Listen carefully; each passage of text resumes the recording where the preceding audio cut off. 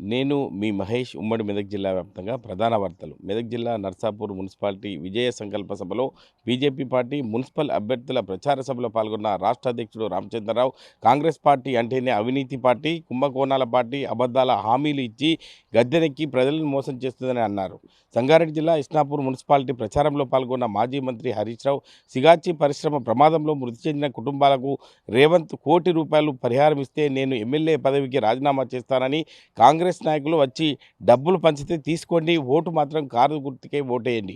పటాన్చెరు నియోజకవర్గంలో 5 మున్సిపాలిటీలో బీఆర్ఎస్ అభ్యర్థులను గెలిపించాలని ప్రచారం కొనసాగించిన గూడెం కుటుంబ సభ్యులు గూడెం మధుసూదన్ రెడ్డి కుమారుడు విక్రమ్ రెడ్డి బీఆర్ఎస్ అభ్యర్థుల గెలుపు కోసం పనిచేయాలని మా అన్న చెప్పారన్నారు. సిద్దిపేట జిల్లా గజ్వేల్ ప్రజ్ఞాపూర్ మున్సిపల్ ఎన్నికల బరిలో జనసేన అభ్యర్థులు పోటీ చేస్తున్న వారికి మద్దతుగా గబ్బర్ సింగ్ టీం గజ్వేల్ మున్సిపాలిటీలో ప్రచారంలో పాల్గొన్న గాజు గ్లాసుకు గుర్తుకే మీ అమూల్యమైన ఓటు వేసి జనసేన పార్టీ అభ్యర్థులను గెలిపించాలని ఓటర్లకు విజ్ఞప్తి చేశారు.